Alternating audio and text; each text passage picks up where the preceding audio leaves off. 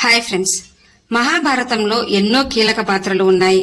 అయితే ఈ యోధుడు గొప్ప పరాక్రమవంతుడు, మహాజ్ఞాని.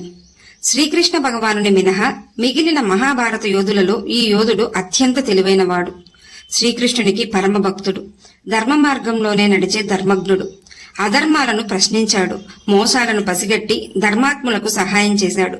ఈ యోధుడు యుద్ధ విద్యలలోనూ గొప్ప నైపుణ్యం కలవాడు. అలాంటి యోధుడు కురుక్షేత్ర యుద్ధంలో కౌరవ పక్షాన పోరాడి ఉంటే ఏం జరిగేది? కాని శ్రీకృష్ణుడు ఎందుకు ఆ యోధుణ్ణి యుద్ధం నుండి తప్పించాడు? శ్రీకృష్ణుడు ఎందుకు యుద్ధం చేయకుండా ఆ యోధుణ్ణి ఆపాడు? ఆ యోధుడు అంతటి శక్తివంతుడా? అసలు ఆ యోధుడు ఎవరు? ఇలాంటి సందేహాలన్నింటికీ సమాధానాలు ఈ వీడియోలో తెలుసుకుందాం. వీడియో చూస్తున్న వారిలో ఎవరైనా శ్రీకృష్ణుని భక్తులు ఉన్నట్లయితే తప్పకుండా జై శ్రీకృష్ణ అని కామెంట్ చేయండి. అంతకంటే ముందు ఎవరైనా మన ఛానల్ ని ఫస్ట్ టైం చూస్తుంటే ప్లీజ్ సబ్స్క్రైబ్ చేసుకోండి. అలాగే ఈ వీడియోని తప్పకుండా లైక్ చేయండి. మీ ఒక్క లైక్ మాకెంతో సపోర్ట్ ఇస్తుంది. శంతనునికి సత్యవతికి వివాహమైన తర్వాత సత్యవతి తండ్రికి భీష్ముడు మాటిచ్చిన ప్రకారం హస్తిన సింహాసనంపై ఉన్న హక్కును వదిలేస్తాడు. భీష్ముడు తన జీవితమంతా హస్తిన కోసమే పనిచేశాడు. శంతనునికి సత్యవతికి చిత్రాంగదుడు, విచిత్రవీర్యుడు అనే ఇద్దరు కుమారులు జన్మించారు. కొంతకాలానికి యుద్ధంలో చిత్రాంగదుడు మరణించాడు. విచిత్రవీరునికి అంబిక, అంబాలికలను ఇచ్చి వివాహం జరిపించారు. వివాహమైన తర్వాత అనారోగ్యంతో విచిత్రవీర్యుడు మరణించాడు. సత్యవతి తన కుమారుడు మరణించగానే వారసుల కోసం ఎంతో బాధపడుతుంది. భీష్ముణ్ణి సింహాసనంపై అధిష్ఠించమని సత్యవతి కోరగా అందుకు భీష్ముడు నిరాకరిస్తాడు. తాను చేసిన ప్రతిజ్ఞకు కట్టుబడి జీవిస్తానని ఆమెకు మాటిస్తాడు. ఆ సమయంలో సత్యవతికి వ్యాసమహర్షి గుర్తొస్తాడు. సత్యవతికి వివాహంకు ముందు కలిగిన కుమారుడే వ్యాసమహర్షి. సత్యవతి భీష్మునికి జరిగిన విషయం చెప్పి వ్యాసమహర్షిని పిలిపిస్తుంది. వ్యాసమహర్షి తపోశక్తితో తన కోడళ్లకు సంతానం కలిగేలా చేయమని సత్యవతి తన కుమారుడైన వ్యాసుణ్ణి కోరుతుంది. తల్లి మాటను కాదనలేక అందుకు అంగీకరిస్తాడు వ్యాసమహర్షి.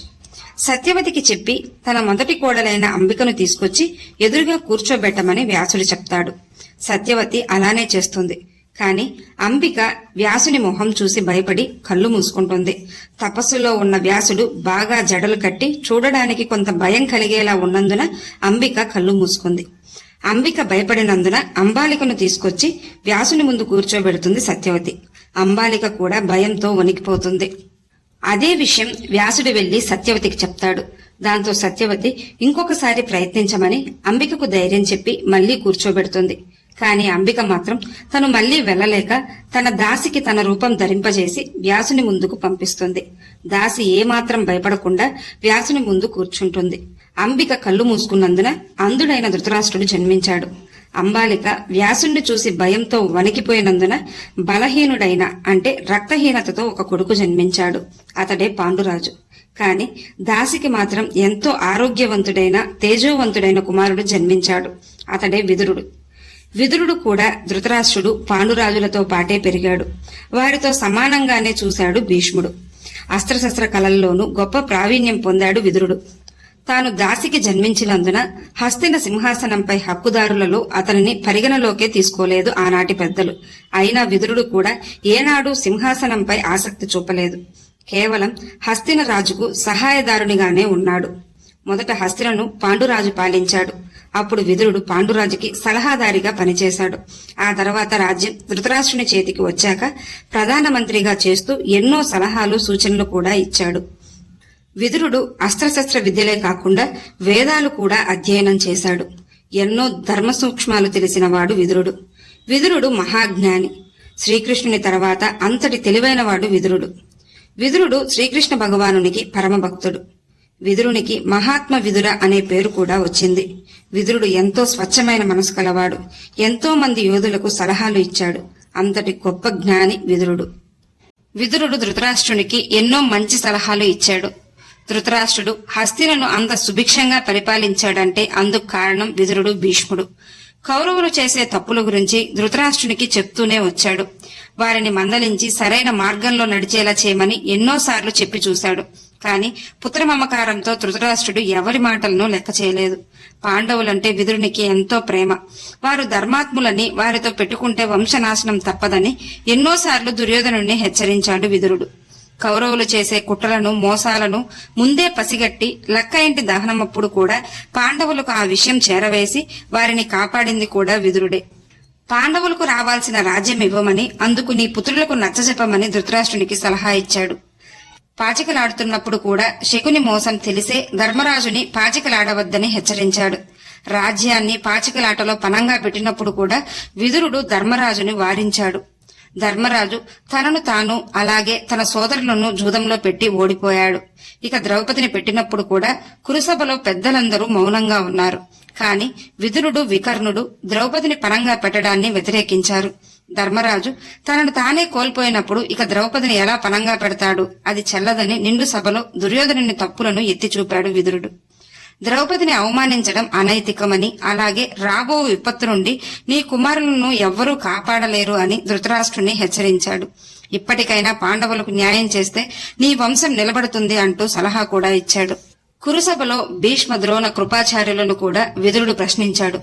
ఎందుకు ఈ అనైతిక చర్యను ఖండించడం లేదని, ఇది రాజకుటుంబానికి మంచిది కాదని వారితో చెప్పాడు. కాని దుర్యోధనుడు ఎవరి మాటలను లెక్క చేయలేదు. ధృతరాష్ట్రుడిని విదురుడు అభ్యర్థించాడు. అయినా ధృతరాష్ట్రుడు కుమారులను దండించలేకపోయాడు. చివరకు కౌరవులకు పాండవులకు మధ్య కురుక్షేత్ర యుద్ధం జరిగింది.